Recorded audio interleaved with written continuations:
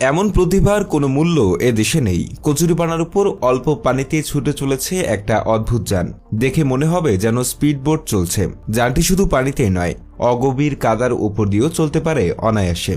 কোনো বিদেশি প্রযুক্তি নয়, এটি বাংলাদেশেই এক তরুণের নিজ হাতে গড়া প্রযুক্তি। আর এই বিস্ময়ের কারিগর হলেন মানিকগঞ্জের জুলহাস, যিনি কিনা পেশায় একজন সাধারণ ইলেকট্রিক মিস্ত্রি।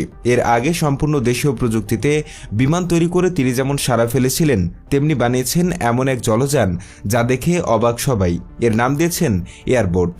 সাধারণ বোট চলে পানির নিচে ডোবানো পাখার জোরে, আর এই বোট চলে বাতাসের ধাক্কায়। বোটের পেছনের দিকে লাগানো আছে বিমানের পাখার মতো বিশাল এক প্রোপেলার। এই প্রোপেলার যখন তীব্র গতিতে ঘোরে তখন বাতাসকে পেছনে ঠেলে দেয়, আর নিউটনের সূত্র মেনেই বোটটি দুরন্ত গতিতে এগিয়ে যায় সামনের দিকে। ফলে এর চলার জন্য গভীর পানির কোনো দরকারই হয় না।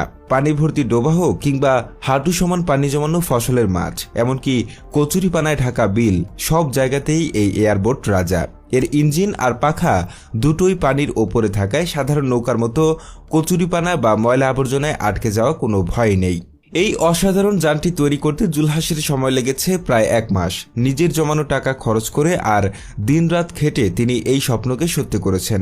এর কাঠামো তৈরিতে ব্যবহার করেছেন স্থানীয়ভাবে পাওয়া কাঠ, গ্লাস ফাইবার আর জেরিনের মতো সহজলভ্য উপকরণ। আর বোটটিকে চালানোর জন্য শক্তি যোগাচ্ছে 420 সিসি ক্ষমতার একটি পেট্রোল ইঞ্জিন।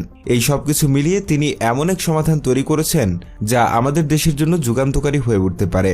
একটু ভাবলেই বোঝা যায় বাংলাদেশের মতো নদীমাতৃক আর বন্যাপ্রবণ দেশের জন্য এই এয়ারবোট কতটা কাজের হতে পারে। প্রতি বছর বর্ষা এলেই সিলেট, সুনামগঞ্জ, নোয়াখালী বা হাওর অঞ্চলের মতো এলাকাগুলো পানিতে ডুবে যায়, রাস্তাঘাট বন্ধ হয়ে যায়।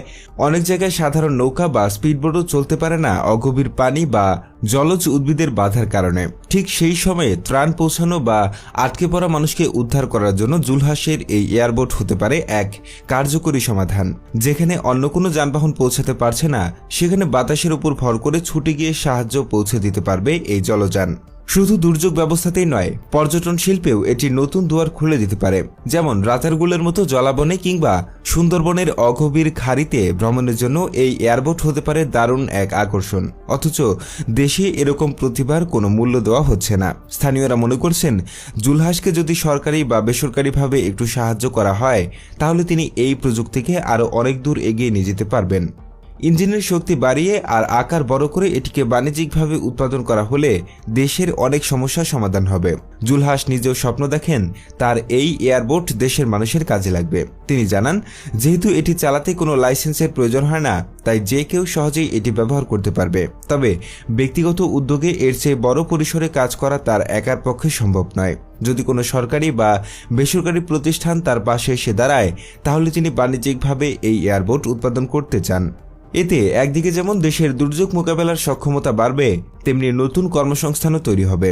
জুলহাসের মতো এমন অসংখ্য প্রতিভা ছড়িয়ে আছে আমাদের দেশের আনাচে কানাচে, শুধু পাচ্ছে না সঠিক মূল্যায়ন আর পৃষ্ঠপোষকতা।